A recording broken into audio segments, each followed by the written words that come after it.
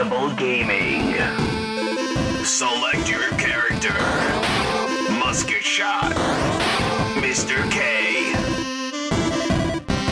Let the battle begin.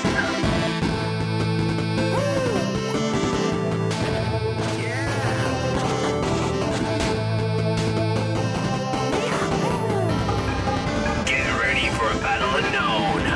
3, 2, 1. Hello and welcome to Indestructible Gaming and More. I'm Musketshot. Alongside me is my co-host, Mr. K. Mr. K, hello. Hey, welcome back to another episode. It's been a while, huh? Yeah, it's been a We long always time. seem to go on hiatuses. Yeah, that's okay. Things happen, and Yeah, that's life. we always come back. That's right. So we are, in this episode, we're going to talk about Pax East 2024. We went up for the day on a Thursday, which is a great day to go to PAX East because the crowds are a little bit lighter, and you get to try a lot more. I think as far as video game and stuff, tabletop game. I think you can go just about any day and get some time to play some stuff and try some stuff out. But the video game time is lessens the more you go like on a Saturday or Sunday. You end up spending more time standing in lines, I think. So, but we're going to talk about some of the places we stopped at and games that we tried and folks that we talked to. So, I don't know. Do you want to start off with any of them in particular, or do you want me to just go down a list of ones that I think we stopped at? And we'll start off with one, just random one for fun. I got a bag here, and Okay. when you go to PAX, you get a bunch of loot, I guess is the right word to say. Mhm. But you get some stuff you can put in your bag and take home. So, we'll make it a little fun here. I'm going to go and put my hand in the bag, and I guess whatever game I pull out, we'll talk about it for a bit. There you go. Not going to be a whole thing, but be worth checking out. Let's see. I got Llama Soft. I remember what. Myself. Yeah, that was the retro-looking games, like the Atari stuff that we saw. Oh, right. Yeah, so they had some like retro type. Was it? There was like, is that the one that had the wizard game, Wizardom? Yes, Wizardry. That's Oh, on the back of the card, Is it? actually. okay. Well, it could Is be it also Wizardry or- Wizardom. I could be mistaken, I but think it's Wizardom, which was like a first-person scrolling through a dungeon, and you're a wizard and using your spells, and you can use weapons, I guess, to fight different creatures and get loot and stuff like that. Seems to be interesting. I know it's on Steam, and I think you can do a demo of it right now, as far as I know. but Llama Soft is an Atari, kind of like an interactive documentary, but you can get to play all these different types of Atari games that Jeff Minter has, I'm assuming, created. I don't know too much about the guy, but Right. that's my assumption. Mm-hmm. But for Yeah, what we played on a giant arcade cabinet too, which was pretty Right. cool. Yeah, and that was the one that had the game. I'm trying to think of the name of it, but it was an old arcade game, like a space game and stuff like that. Is that the one you're talking about? Triangle on lines. You Yeah, just shoot these things coming down. It's simple. It was fun though. yeah. They did have Atari there, and they did have on display their new. They have a new Atari system. It's really tiny, which holds like 25 games. Imagine Yeah. the Sega Genesis Mini, or Mm-hmm. the PlayStation Mini, something along those lines.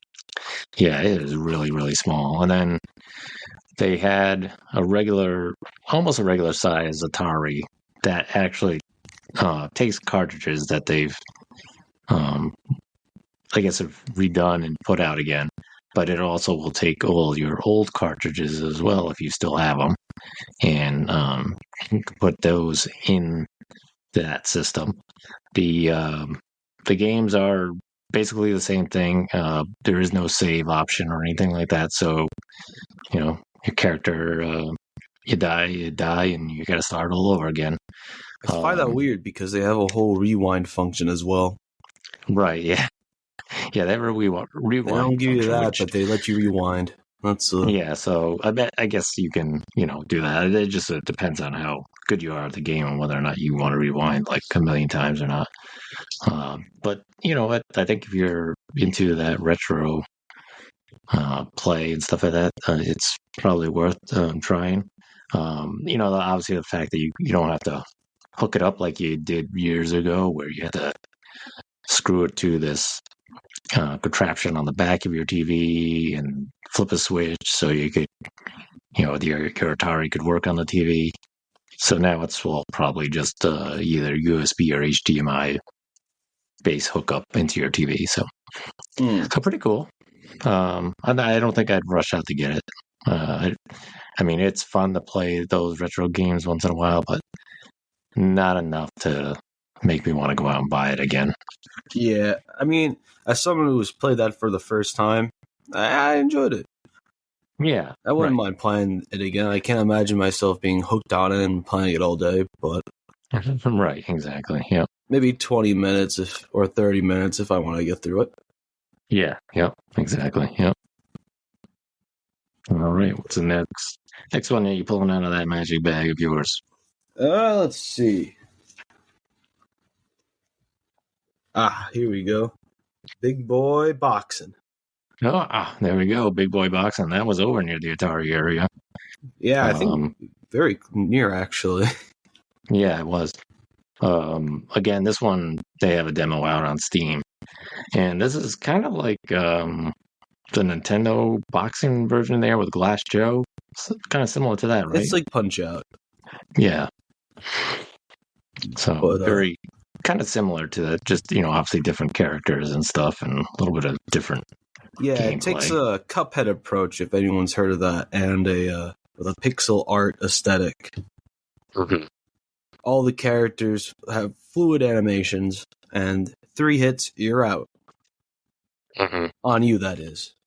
Right. Yeah, and it is pretty tough. We all tried it, and it was kind of difficult to get past certain boxers. So I can't imagine this game being full price, but I do recommend it because it does hold a great challenge, but it is pretty fun to just play.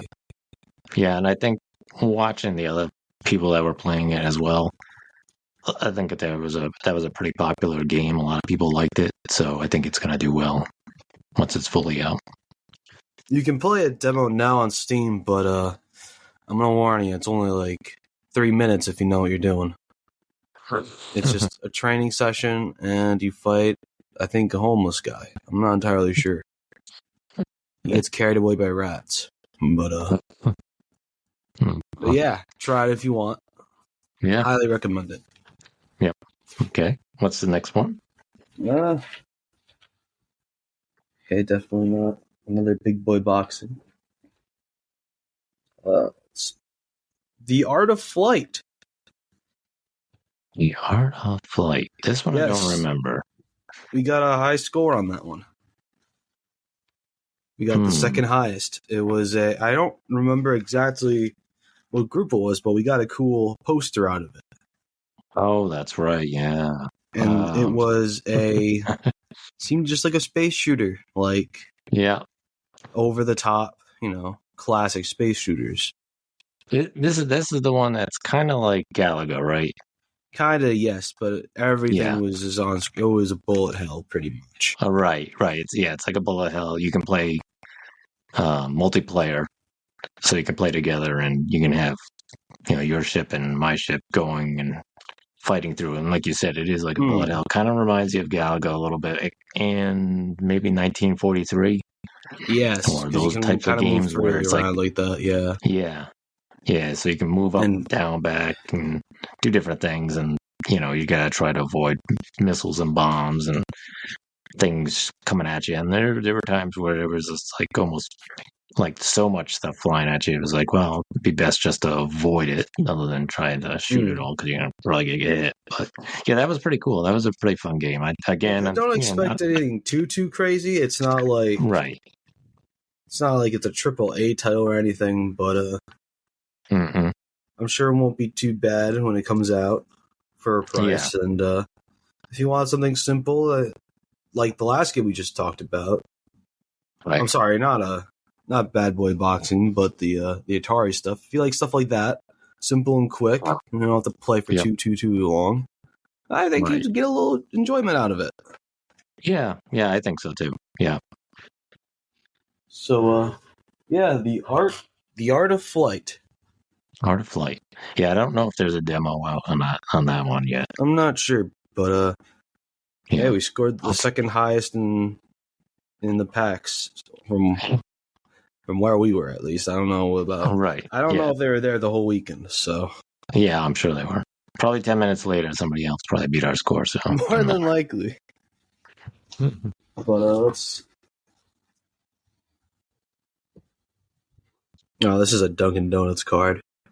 Yeah, some guy was just going around with Dunkin' Donuts cards. Yeah, that was our first bit of swag that we got within like the first, I think, 10 minutes on the floor. We got a Dunkin' Donuts gift card. Yeah, one. I could start with the obvious. There was one problem I had with PAX. Two, but we'll get to the second one later. The first problem I had is they had like 0 bags. You think with all these vendors giving out stuff, even for how small they are, that's gonna fill your pockets. Yeah, none of them had bags except for AFK Journey, not sponsored. Right. Yeah, and they were one that we went to because we saw a lot of people with their huge. They had these huge, gigantic. Yes, they were huge. Very colorful bags. Yes, it's got characters on them. It's a nice royal blue. Yeah, it probably cost them a ton of money to make these bags because they weren't like cheap quality type bags. Oh no! But we ended up going there, and I was interested in the game too, and I am still. It is out now. If you are interested, it's from. It's an RPG type game, right?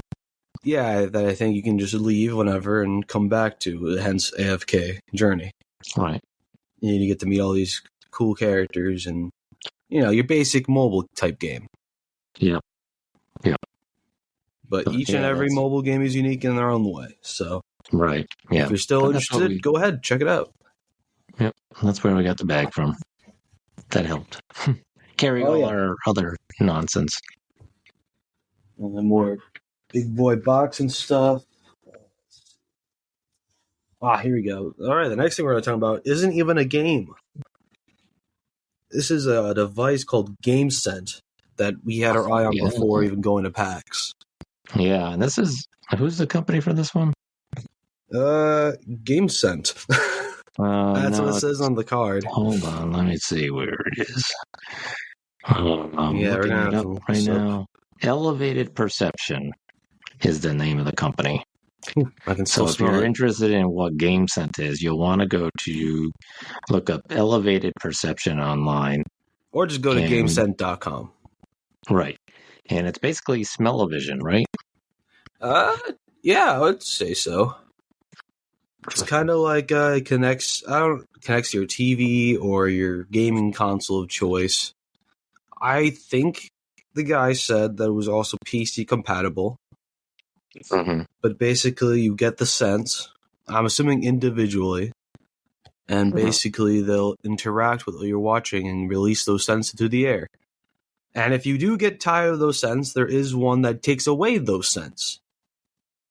So, say you don't like the smell of freshly cut grass, which is one of the flavors.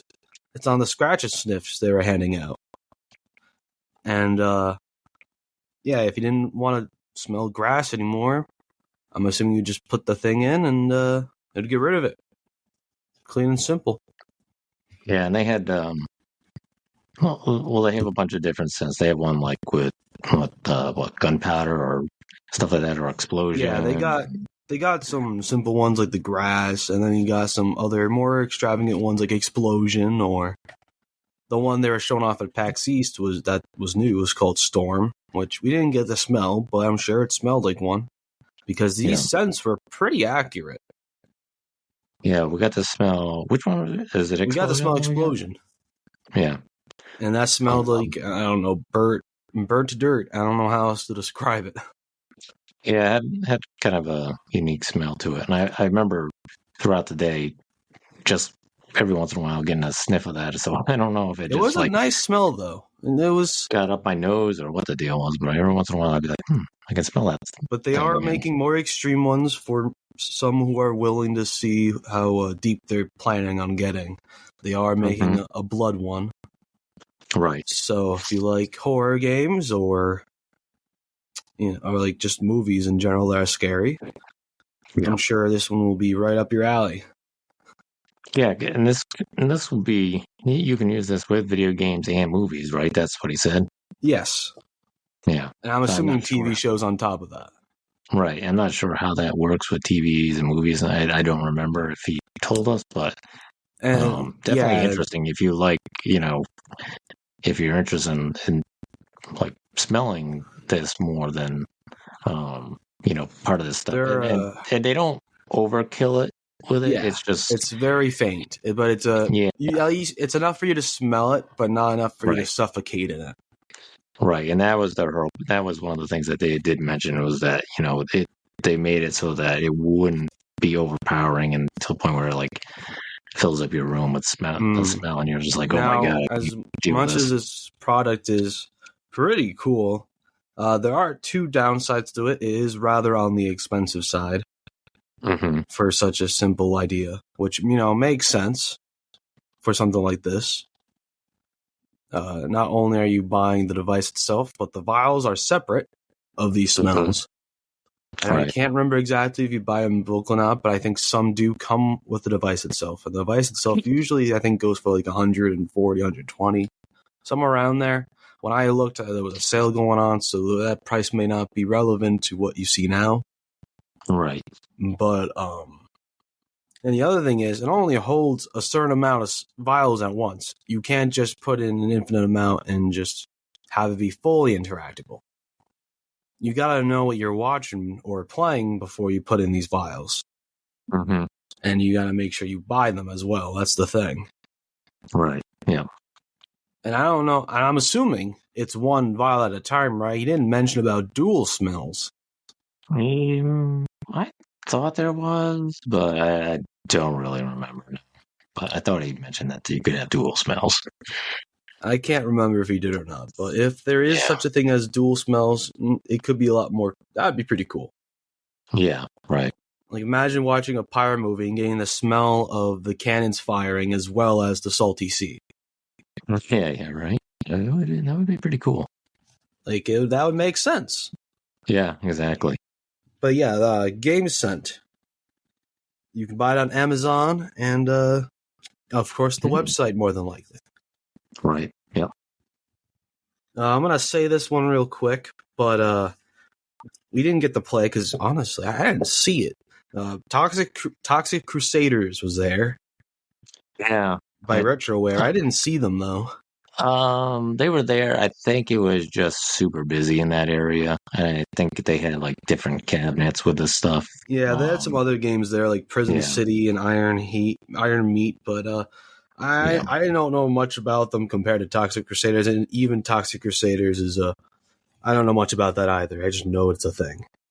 Yeah, it looks like a side-scrolling beat-em-up type. Yeah, it kind of seems like the Teenage Mutant Ninja Turtles, which makes sense because Toxic Crusaders was a comic, so I guess it makes sense that you put them down this path, and it's an action comic anyway, so it works. Right. Yep. So, but I figured I'd mention it. We didn't play it. We didn't really see it either, but it was there. There was advertising for it. Yeah, exactly. Let's see what's here. Urban Warriors. This is by Chaotix Game Development. Yeah. this game was this was a funny game to watch. It was, I will say it was chaotic. So Yeah, it is. You pick characters, and I think your characters you can have It's a multiplayer game, or you can do it individually. But this and had of course you can play multiplayers, by yourself. It's not forcing right? you. But they had multiplayer, and the one that we were playing at first was like a street scene. Yeah, think of it like Streets of Rage, kind of. Yeah, so they throw You go around, into beat it, people up, go to the next scene. yeah, you just pummel people and beat them up, and I think you could use weapons and stuff like that, and throw them into things, and You even had like special moves and such. Yeah, It wasn't like. Don't like. I will. This is It's not the best looking game. It's not. It's definitely. It didn't feel finished, but I think it had a lot of charm on it, just based on how enemies reacted and how things worked. Yeah, and this was developed by one guy who works a full-time job, but then also does this on the side. So, and he's got a family. So, pretty impressive considering, what he's done. And I think he said that it's not 100% done yet. I think it was like maybe 75 or 80% done. But I mean, still honestly, the first good. Now that's just one of the modes, the side-scrolling kind of beat 'em up. Mm-hmm. The real mode that I thought was the most fun was the free-for-all fighting mode. Right. That was very fun because we played with two other people, which one guy was just so ecstatic about it. Yes, he was. He was having so much fun. I was amazed by him. Yeah, he was like having a blast. I mean, he didn't care if he was getting his butt kicked or if he was kicking somebody's butt. He was like, "Oh my god, this is so awesome! Look at that!" It kind of reminded me of, like, I don't know, one of those old Sega commercials, where you see them having a blast and all that, and it zooms in and out of their faces. He would have fit those commercials amazingly. Yeah, there was a part where in the free for all, it was 4 of you in one room. And every once in a while, there'd be different weapons that would show up, and you could throw people around and stuff like that. And I know at one point you grabbed a gun and jumped up on a high spot and just kept shooting. Oh yeah, there was a bunch of stuff you could pick up and hit people with, but yeah, you could just pick up a gun and shoot them. I don't know why that was a thing, but it was pretty funny. Yeah, there's a bunch of different weapons that would change, and then I think it depended on how many times you got knocked out or killed out, and then eventually. And the characters are all pretty unique from each other in terms of special moves. Mm-hmm. You got some guys that do kicks and some guys that it's basic when you look at it from in terms of other kinds of games like that. It's very basic, but the fact this one guy worked on it and made this, it doesn't matter if it doesn't look the best or the animations are entirely fluid. The second game mode was probably the most fun I've had with a 4-player game in a while.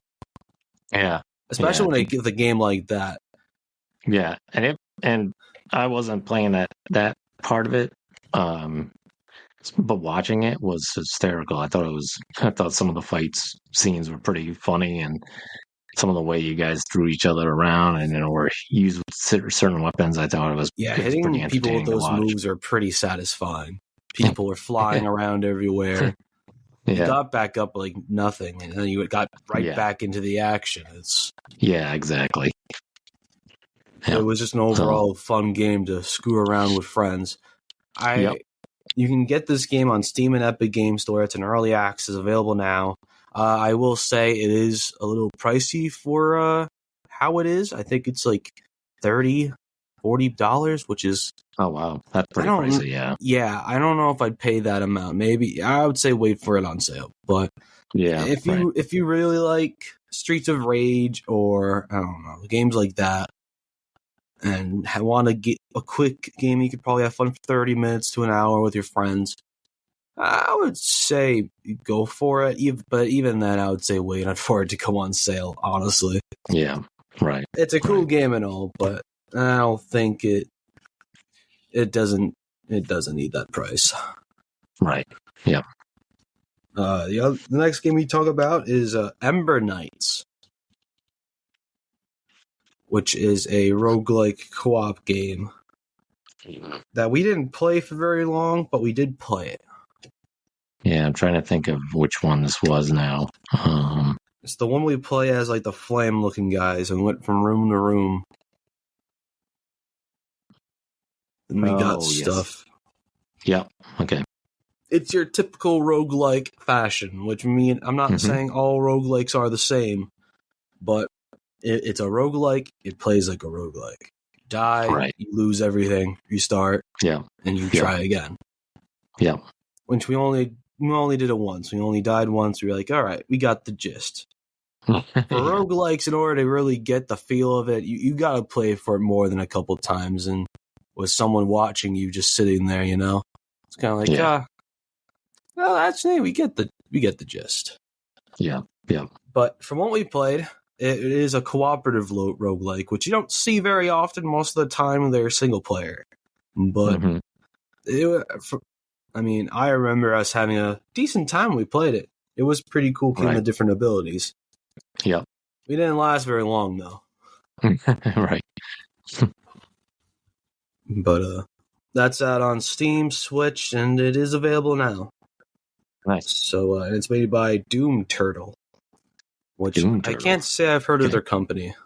No. Yeah. I don't even remember that. Let's see. What else is in the bag? Oh, yeah. Doom Turtle. Yeah. Smart Games. New Blood. This is a studios, but the game that we're going to be talking about is Fallen Aces. Oh, yeah.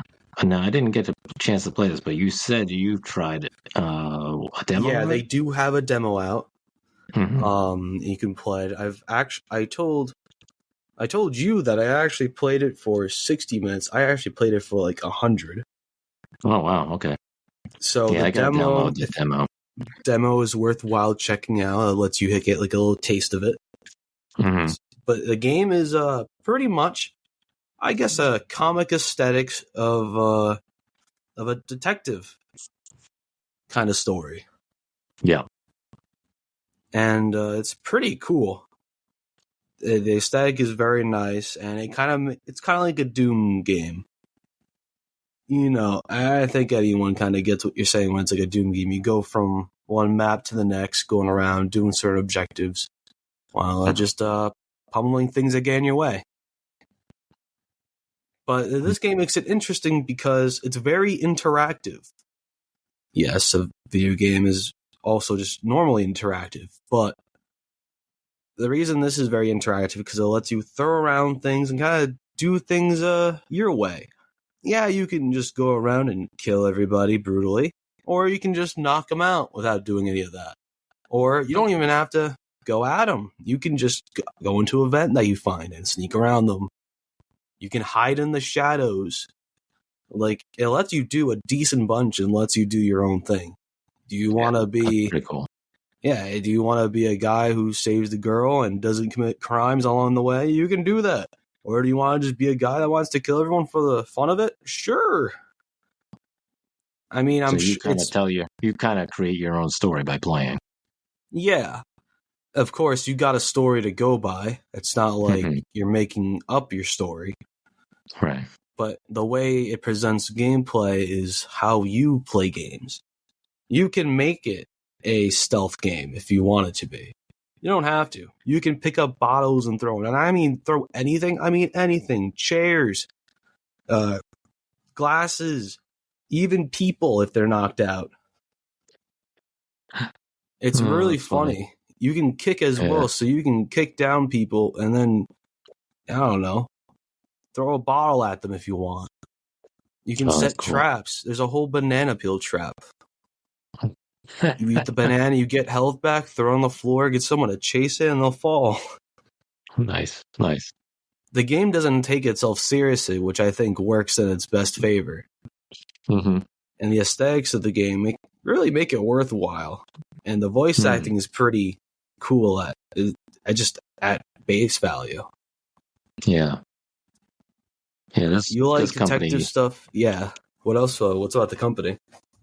Oh, I was gonna say this company. It said that they made Ultra Kill, Dusk, and Gloomwood. I don't know if sound familiar to you, but Oh yeah, Ultra Kill is a pretty popular one. I've heard of that one.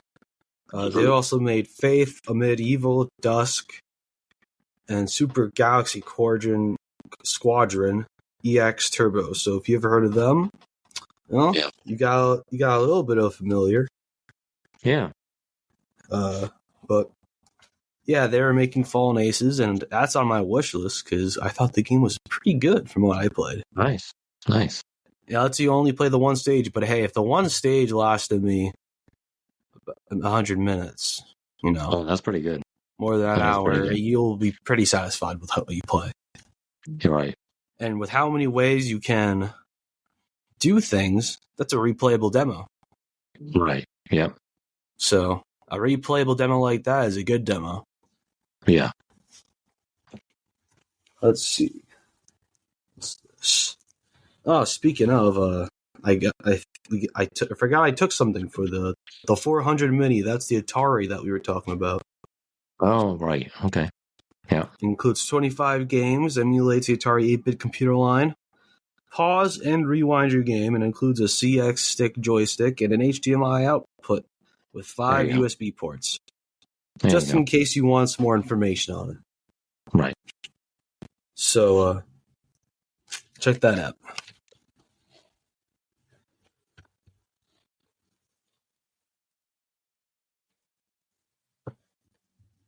All right. What we got next? Dig down and deep in that bag. Oh, yeah. Oh, we can talk about the Mountain Dew gaming stuff. That was there. Wasn't really much in the way of gaming. It was just like Plinko and spin a wheel and get free Mountain Dew. Yeah, it was just something nice. I mean, you Yeah, could yeah. have won, like, headset, an Xbox. Right. You could get also a pin, which I didn't win, but my dad, who did come with us, did get one. So Yeah. that was pretty cool. Yeah. But it wasn't anything too crazy. You wait in line and you just walk up and you tell the person where you want the ball to go and see if you won. Right. And then you wait in line again, spin the wheel, and you win. And then you had to put in a code in a vault. Not an actual vault, just like a giant screen with some numbers on it. And I don't think it actually did anything because it shows a spin anyways of the prizes you could have won. Right. And always seemingly land on Mountain Dew. Hmm. Which they conveniently put on the right side immediately after winning this. So, But they did say there's one winner per day, which, hopefully you have enough Mountain Dew. Sadly, we were not it, but we got some free Mountain Dew out of it. Yeah, we got a free drink. Mm-hmm. That was pretty cool. Let's see. World of Grimm. I'm not a huge fan of phone card games, but I like the premise to this one. I can't say much otherwise. It's based on the Grimm fairy tales. It's based on Grimm, so yeah. I would say check it out. It's pretty cool. I don't know if it's out yet. I believe play it is, for and free. I believe it's out on Steam, and you can play free. So I imagine it as like, I don't know. I don't play these types of card games from the App Store. So I don't know if you've played these types of games. So maybe there's a game that comes to mind that reminds you of what you played. I can't think of anything. I mean, I tried it a little maybe. bit. Maybe. I don't know. I tried it a little bit, and I kind of. I think I would need to understand it a little bit more because it was just kind of just threw myself in there and tried it, but. It's based on it's almost like it seemed almost kind of like you had to have the the higher hand or something like that, or the better hand to win the battle or something like that. Kind Yeah, of like more points and stuff. The way you had to pick your characters and stuff. So to be honest, I just kept pressing things it told me to press, and then I won the match. there you I go. wasn't paying attention in the slightest, not to draw players away. I'm sure if you play Right. those types of games, this could get you interested. I'm just not one of Right. those players. So, Yeah. but I will say the art design looks pretty cool. This card I Yeah. have here that I got has an exclusive character card or Rapunzel, which Mhm. which I'm not gonna ever redeem because I'm probably never gonna play the game. But Right. the art design is cool enough to keep. Yep. So if you're interested in that, go check it out. Yep. You'll more. Yeah, I'm sure you'll enjoy it more than I will. This bag is starting to get rather empty, Oh. but it's okay. Well, we're getting to some good ones. Yeah. Speaking of good ones, Rugrats. Yes. They were. They had Rugrats some. came out. Yep. I forgot what company it was, but they like to bring classic games to Right. they like Yep. to port pretty much. Yep. And they do make their own games. I sadly can't tell you the developer because I cannot remember them. And the only reason I know it's Yeah, I Rugrats don't because it's on remember a either. pin that we have. Adventures Mhm. in Gameland. That's the subtitle to Rugrats. But they also made a game called RZ, which I have seen, and is very inspired by the Legend of Zelda CDI games. If you've ever heard of those, Right. if you haven't, I suggest you check those out because they are a treat. Anyways, that's Rugrats. We didn't play it. We saw it. We saw the pins. We picked Yep. up the pins.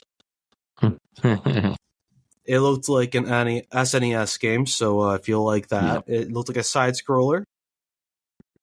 I think you played as Tommy. I could be mistaken, Right.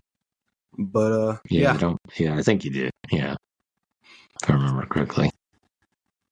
But yeah. Our next, well, people who have listened to our podcast before probably are familiar with this one already. Framemakers. Mhm. They happen to be there this year, showing off their game and showing off the new character they added. Those who don't know about what Framemakers is, imagine Smash Brothers, and if you don't know what Smash Brothers is, imagine a platform fighting game with characters you know, and that's also it's like side scrolling kinda, and the main game is just getting each other a high percentage. The higher you are, the more likely you'll get launched off the screen and lose a life, hence Right. losing the game. But When you Framemakers are- does the same with a bunch of indie characters that you might have heard of. When you're a backer of this game, you help back the developers, so that's pretty cool. We're both backers technically, Right. Technically, yes. Yeah. but yeah, we got to meet some of the people there who worked on it. They were really nice. Yep. And I played against one person, and that was pretty fun. Yep. I got to try out the new Yeah, one of character the newer before they characters. released. Yeah, Right. Yeah. it was fun. I didn't expect to win my first match with a new character, Right. but And as you mentioned, it's all the characters are all indie game based, so they're all different indie games that are out there. Some of them are huge games, and some are maybe not as huge, but still pretty popular characters. I mean, one of them being Peppino from from Pizza Pizza Tower. Tower, another game we've talked about. There are Mhm. some that we've already talked about before, multiple times probably. Right. But like Viridian from VVVVVVV. Yeah, that's right. I forgot about Meridian. And Indie But yeah, that Pogo, a game we've also Yeah. talked about. Or the birthday kid from King of the Hat. Oh, he's in that too? Yeah, Oh, wow. I didn't know that. he wasn't in it when you were playing though. There, right? Or was it? I'm pretty sure he like was. a side. He's a side. Is he like a He's an assist. assist character? Okay. Mm-hmm. And Yeah, also Will Toro. I don't know if we talked about Will Toro, but he was also in Indie Pogo as well. Same goes for Commander Video. There's only 1, 2, 3, 4, 5. There's about 6 characters in the game at the moment. Technically 5, because the 6th isn't done yet. The Watcher from Slay the Spire isn't out, but will eventually become available. There are going to be 9 characters in total. We are unknown to the rest of them. So, but they are planning to add a bunch more stages and a bunch more assists, which they already have so many. They have more assists than characters. But if you like fighting games and like indie stuff, and they have mods if you go on Steam, which it's only currently available for that, but it will come to the Nintendo Switch down the line. Yeah. But the mods definitely expanded, so you can make your own character or just download someone else's if you really want to, and have some fun with that. Right. Yep. But we already have an episode based on Framer, because yes, that was when it pretty much first started, or maybe when it first released for I think it was when it first released. Yeah. So it's a little dated, but if you want to learn a little bit more about it, maybe a little more in depth, go check out our episode on that. Yeah. Let's see what else. It's gone to the point where it's just all badges. Here's the game I was talking about, Arzette. And the full name for that was Arzette, the Jewel of Faramore. There was no way I was going to remember that name, and that's why I just said Arzette. But that's the Zelda CDI game I was mentioning earlier. Oh, okay. I have 2 of these, apparently. I also have... here's the Mountain Dew Gaming thing. While I'm looking for this, I guess we can looking for something, and we can keep talking about what else is there. I know there was a Baldur's Gate section from their recent game, Baldur's Gate 3. Yeah, Larian Studios was there, and so they were promoting Baldur's Gate 3, and then people were lined up like crazy for merch. Yeah, and I didn't even get to the merch store because I would have liked to, but the line was way too long. But they also have a Divinity card game now out, so that was a kind of surprise to me.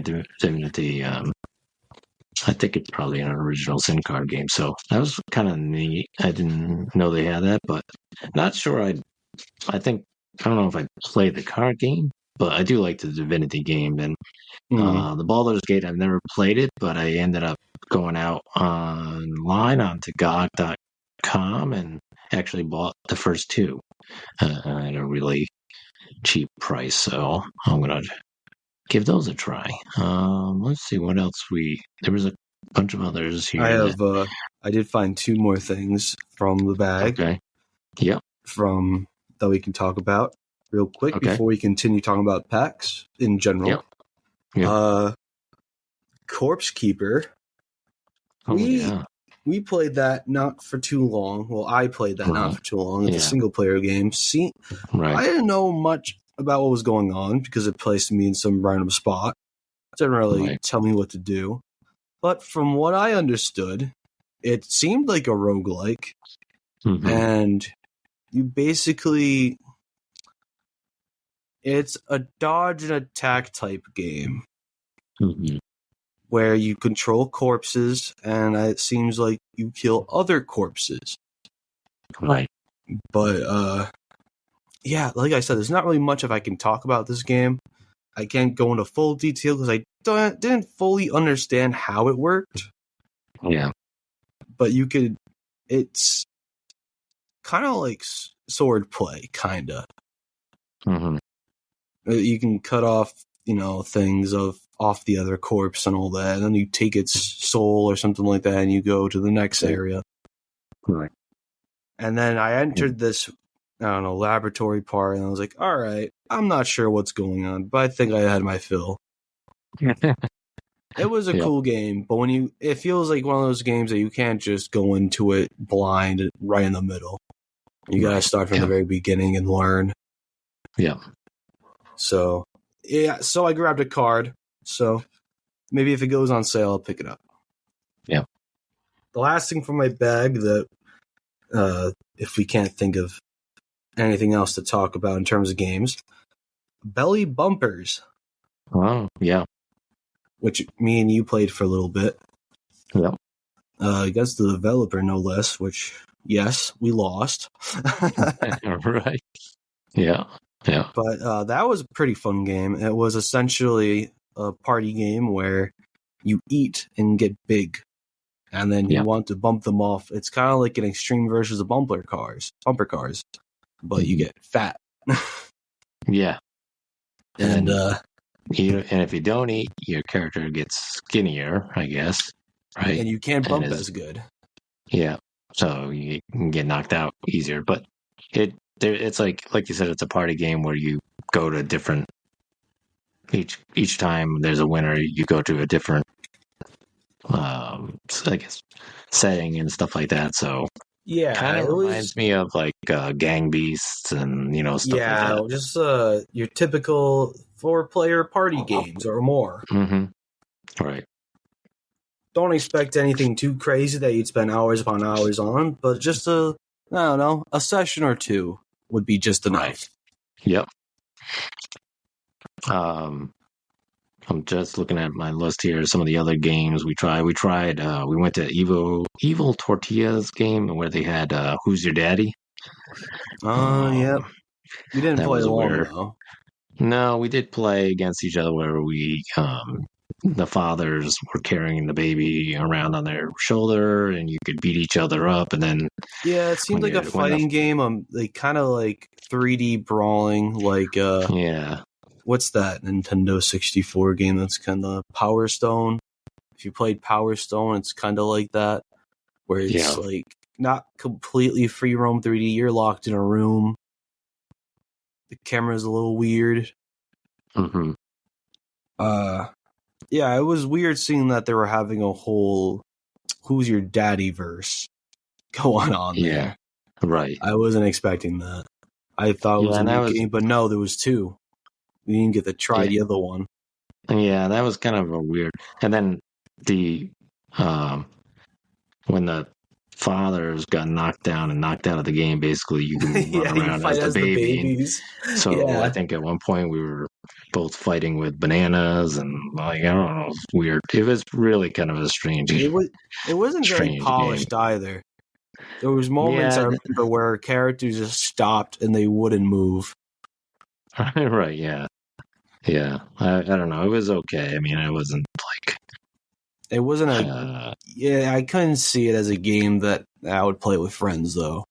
No. Maybe you could, maybe anybody else who's into those types of games could. Right. The original Who's Your Daddy I would play.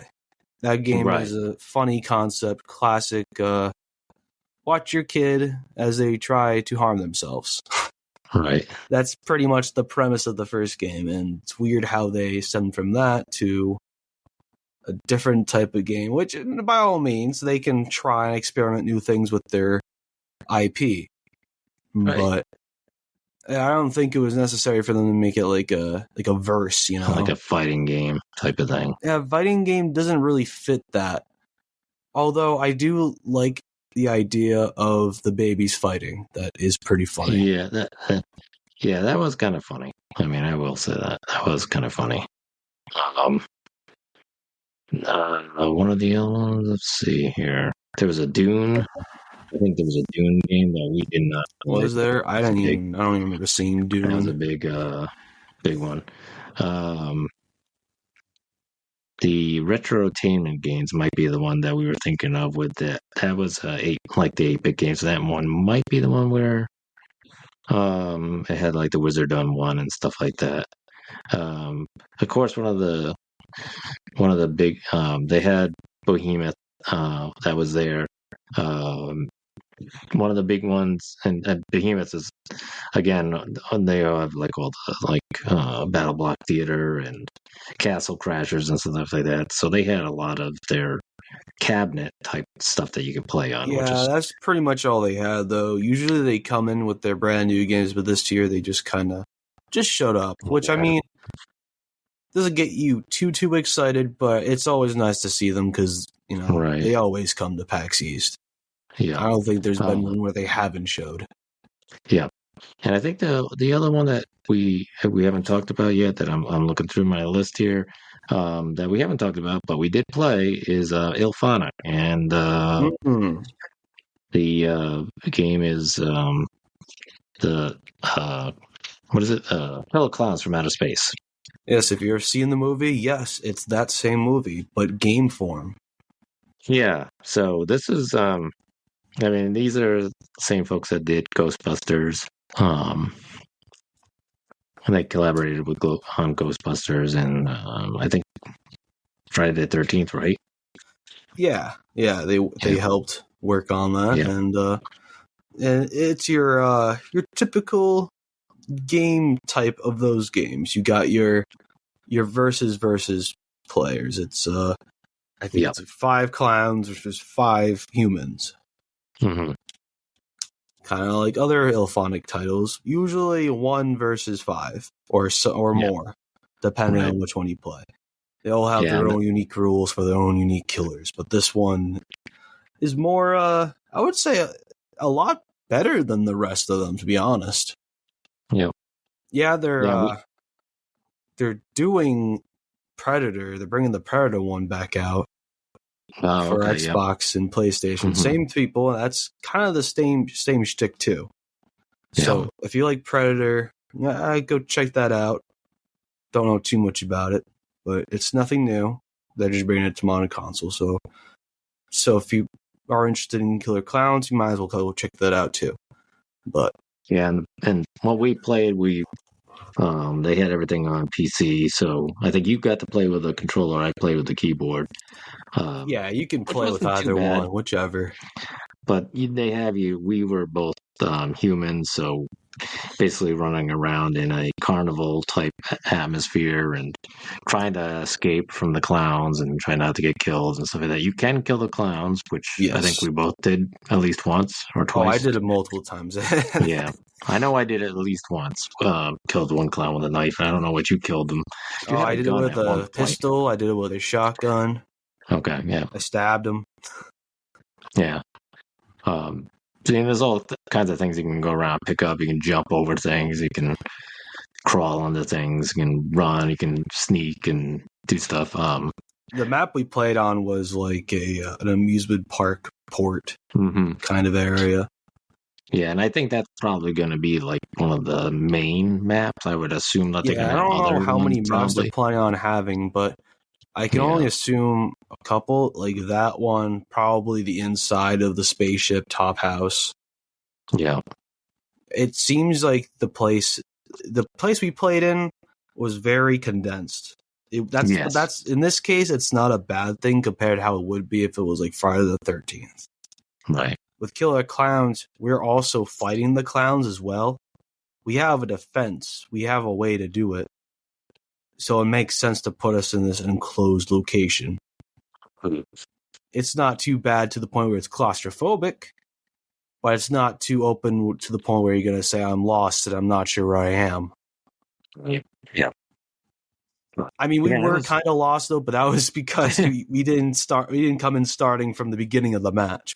So all right, when they had started one, and then they were looking for a couple more people, and we ended up having it was going to be you, myself, and your father, but then your father said, "Nah, no, never mind. I'm not going to bother. I'll just hang out and wait." And so we ended up getting brought in, and like you said, that we missed the beginning of the match, so we didn't really see or know. We didn't really know exactly what we were doing, but it was still kind of interesting. It was. The good thing with us coming in late, though, it showed how even though we didn't really know what to do, we understood the concept right away, and we got into it from the middle of the match. Right. So it's very much a pick up and play kind of game. You don't have to know too much of the rules in order to have fun, because we were having fun and we didn't know exactly what we were doing other than trying to find a way out and kill clowns. Right. Yeah. And it kind of reminded me of like Friday the 13th with some of the stuff like, if you run or make a lot of noise, you're going to draw attention. And, like there's cotton candy all over the place that you can rip down. And if you're ripping down the cotton candy, you're making noise and that may draw the clowns to you. And there's, so kind of similar to Friday the 13th where if you're making some noise or running, you might draw Jason towards you. So pretty similar to that. So if you've played that game, or I'm trying to think of if Predator's like that, it might be probably. If you want a game where you can just run at Jason and just shoot him in the head, play Killer Clowns. That's essentially what you're getting. Yeah. Except there's more of them, more Jasons. Yeah, and it has like a time limit type of thing. So once the time is out, if you survived, well, then you survived. If you didn't, then you didn't. But, overall, it was a pretty good game. And like I said, we didn't start at the beginning, and we died. We definitely lost.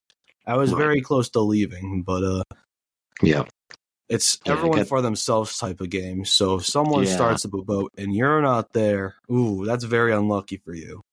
Yeah, which they don't make it entirely clear how to get out of the island, but I'm going to say that's not on them. I think that's on the point where we started in the middle of the match and at the beginning. I feel like they would have told us in the beginning of the match.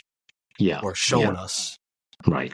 Exactly. There is an item that you can get that does show you. It's called, it's just a compass, which I did find. But at the time, I kind of just put it aside. Right. Which I should have grabbed because that was my undoing. Yeah. But I would say, and thankfully it's not fully priced, so it's not like $70 for a base copy. Mm-hmm. But I would say grab this game if you really liked Friday the 13th and just want to, I don't know, or if you just really like Killer Clowns from Outer Space. Yeah, exactly. Because the game is very genuine to the movie. Yeah. It feels like the movie. And I'm sure if they add like a single player like campaign, I'm sure it would feel very reminiscent of the movie. And who knows, it might be treated as like a sequel. Right. Exactly. Yeah. Which could be really cool to see because they kind of did a single player thing with Friday the 13th. Yeah. Hopefully they do that. They kind of did their own campaign in Ghostbusters as well, if you remember. Yeah. Yeah. That's not very long though compared to Friday the 13th, but right. But like I said, it is a very different game from Friday the 13th, but it's got things sprinkled here and there from it that works out in its favor. And I would say it's improved. It's an improved Friday the 13th. But I think that's because of the IP, not because of the actual game itself. Instead of hiding from this force you can't really do too much with, you can still hide, but just know you could also shoot him. And then he'll disappear. Right. So it's really like an up to you kind of thing. It gives you more control and overall more fun experience. Mm-hmm. But what else did we see there? Dice upon dice upon dice upon dice. Yes, the second subject that I was talking about earlier. Yeah, if you like playing Dungeons and Dragons or collecting dice, this is definitely something you want to do. I mean, I don't know. Was it the same case last time you went? Because I don't remember there being so much of it. It is pretty much. I mean, there is just a lot of vendors that sell dice, and if you like I said, if you are a collector of dice, it's probably best to just kind of go around to see what everybody's got first, because some have some different stuff, some don't, and then you might find a lot of the same dice at different vendors, but maybe a little bit cheaper. So it's definitely better to. It's very weird with it. And get the first thing you see and go, "Oh my god, I got to get this dice," because you might find it at another vendor. I just find it weird. They had this whole part for D&D just to play it, but then they had these vendors with the dice and all this other D&D stuff, if you so chose, not all together in one area, but scattered throughout each of the aisles. Thing is, though, every aisle you went down, more than likely you'd find one or at least two of these vendors in said aisles. Yeah, So it felt like everywhere we looked, eventually we'd find more dice. Yeah, there was one. There's a part of PAX, and it's always been like this, where they're sort of pile them all together, and I'm not sure why they do that. I'm not sure Like the purpose of it. It kind of seems like it would kind of kill the business of each one of them, but you'd think they'd want to spread them out all over the place, but I don't know. I guess maybe that's how it needs to be. I don't know. I mean, they got all the board game people together. Yeah. Well, I mean, some at of least I remember them being all together. Well, yeah. On the exhibition floor, there are tabletop game companies all scattered about all over the place. It depends. They do group some together, and again, I like it, but I don't like that at the same time, because I think it's better if you kind of spread everybody out instead of clumping them all together. But because then I think it kind of takes away from some, because they bump into each other. So it's kind of like, well. Thing is, though, with board games, you're not going to see many vendors selling them. However, with dice, no, yeah, that's the thing. It's like it was just too much dice. The board games weren't at that kind of production. Well, yeah, I mean, you have a lot of small companies that have tabletop stuff, and they are selling them, most of them. But the one good thing with, at least with PAX and over the years, and I didn't buy any new tabletop games, we've gone in the past and have tried games out and gone, okay, I really like this one, and then bought it there. So it is a great way to try out some, card games or tabletop games, and say, okay, yeah, this is worth buying. And sometimes you get a good discount because it's there and they give you the discount. Sometimes not, but it's a good way to at least try a game without having to go, okay, this game looks interesting, I'll go buy it, and then get it home and be like, no, I don't like it at all. All in all, if you like dice in D&D and or board games, definitely go next year to or wherever the next PAX is, whichever is closest to you. More than likely, you'll find the same things there that you'll find over here at PAX East.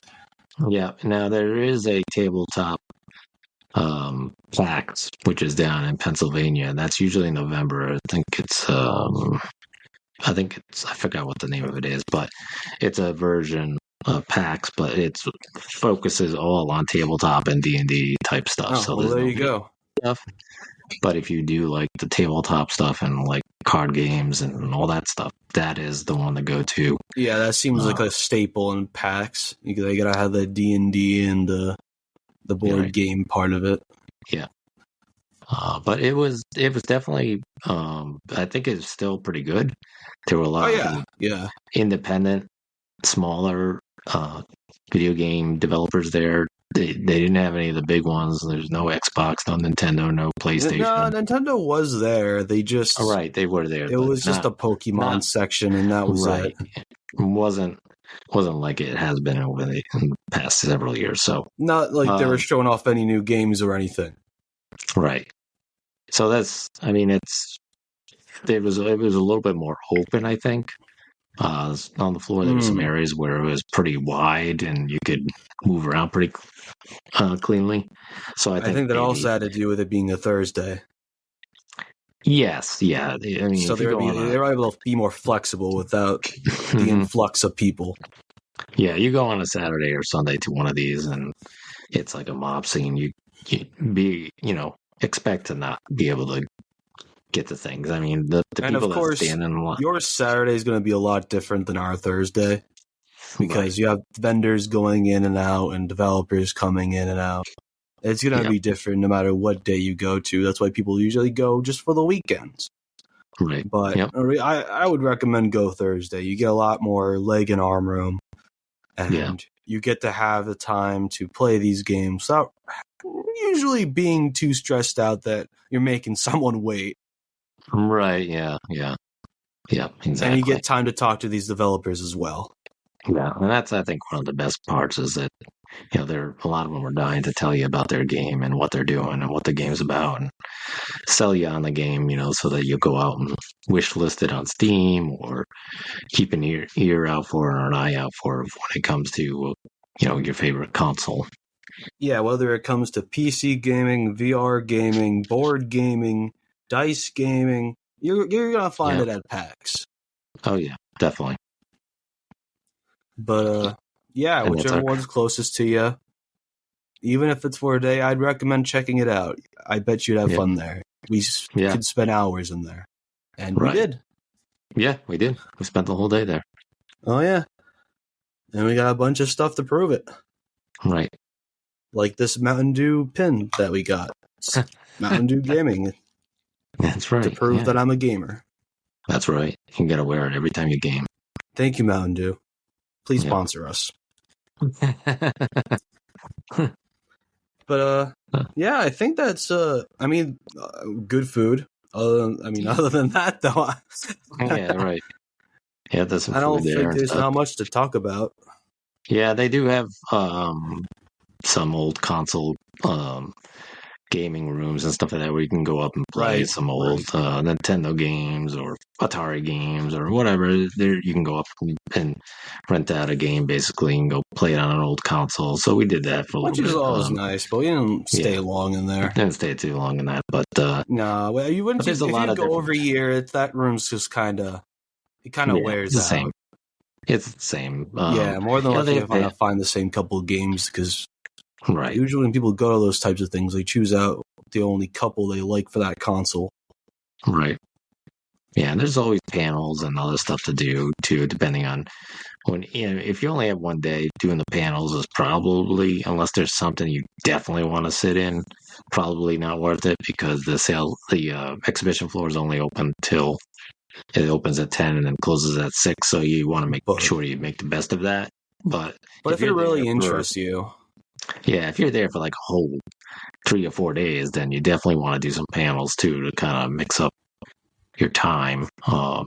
So, you don't get overloaded with just being on the floor unless you like standing in line for a couple hours to play a specific video game. But then, or if you, like panels, you can, like you said, just play the video games, or you could just sit on the side and watch some cosplayers go by because more than likely you're going to find a couple just walking by.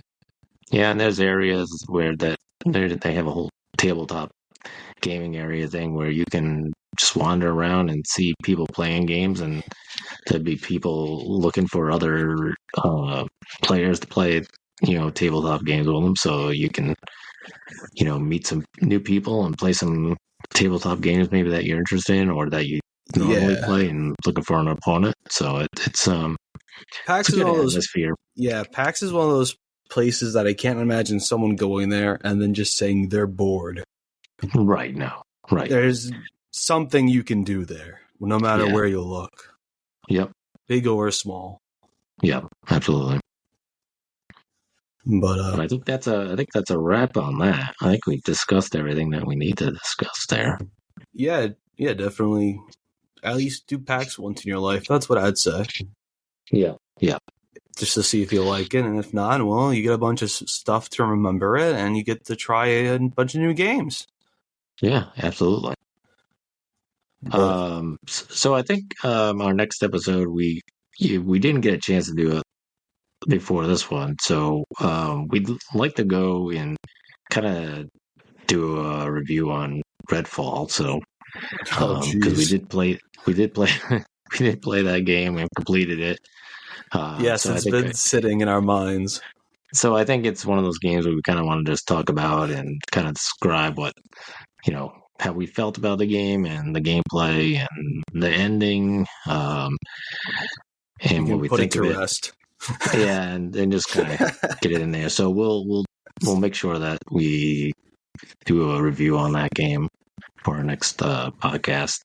But we wanted to get this in about PAX East since we were just there recently and didn't want to keep holding it off and putting it off and then talk about PAX East like 3 months later, and it and just defeats the purpose. So, and one of the reasons why we've been pretty not making new episodes lately is because like we got a new recording area, pretty much. We got a new website we're using, so it took us a while to find a good one that we liked. Yeah, right. So we should be making more episodes now. Yeah. So you should be seeing more of us come out more often. Yeah, and if you like listening to podcasts on YouTube instead, we do have all our podcasts now up on YouTube. So just look up our show, and you'll be able to see all our podcasts right there, and you can listen to them on YouTube instead if you prefer not listening to them on, Apple or Spotify or whatever else you listen to. And if you found any games from this episode that you got interested in, check it out. Yeah, absolutely. No sense in not. Yeah. But all right, we'll see you as we lay the curse to rest. Right. On our next one. When the blood moon rises. Yeah. All right. Thanks, everybody, for listening, and we'll talk to you next time. All right. Peace. Game over. Hey guys, how's it going? I hope you enjoyed the episode. We're on Facebook and Twitter, and if you go on our website with the same name, you can also find us on all the other kinds of stuff you can listen to us to. Anyways, hope you have a wonderful day, folks. Stay destructible, and peace.